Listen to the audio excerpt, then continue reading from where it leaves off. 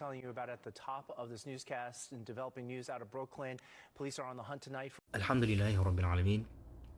Recently, in New York City, specifically in Brooklyn, there was a 14-year-old boy who was shot in the head. And I would like to remind all New Yorkers and all Americans who have an atom's weight of the fear of God in their hearts that this life is temporary. On average, we have 60 to 70 years. We live 60 to 70 years. If you're blessed, 100, 110. And then after that, you're done. You depart from this world. You die. Every soul will taste death. Every single one of us will die.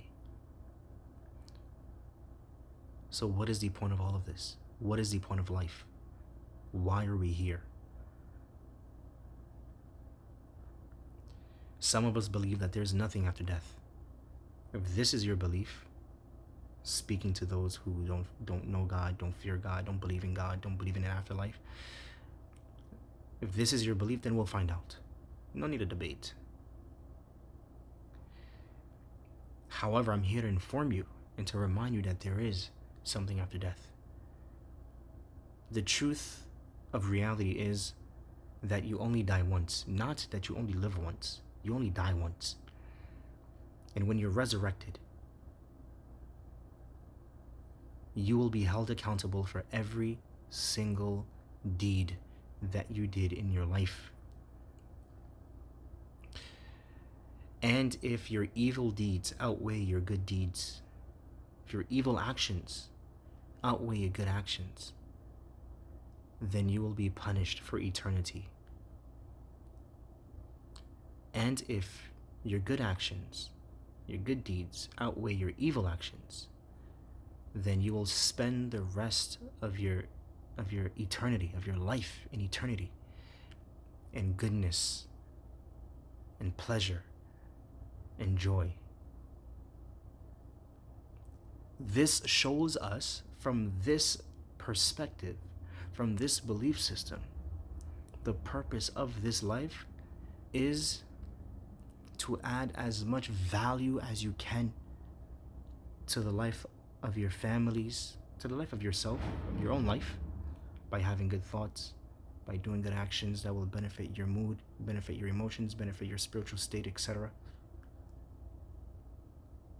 That will be of good value, actions that will be of good value to your neighbors, your families and your neighbors, your near relatives, your community, your nation, etc. The purpose of this life is to reform all of the mistakes in this world. We were born into an imperfect world. So your job is to do as much reformation of the world as you can before you leave. That is the reason why names like Abraham, Moses, Jesus, Muhammad, peace and blessing be upon them all, and even names such as Buddha, Confucius, and other major figures, other major individuals of history have lived on because they came to an imperfect world and did the best that they could to reform it. But if you come into this world and you don't do that, but you add onto its imperfection by not giving value, but instead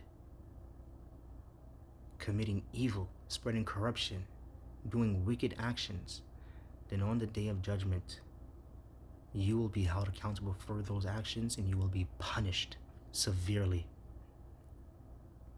And we will all be witnesses against you.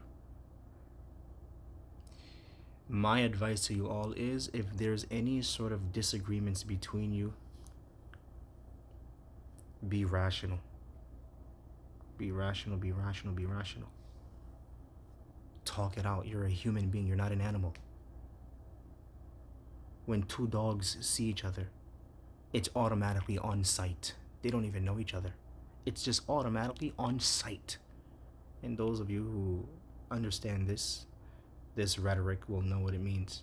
What it means is there's automatically a problem. They're already barking at each other when they never even knew that each other existed.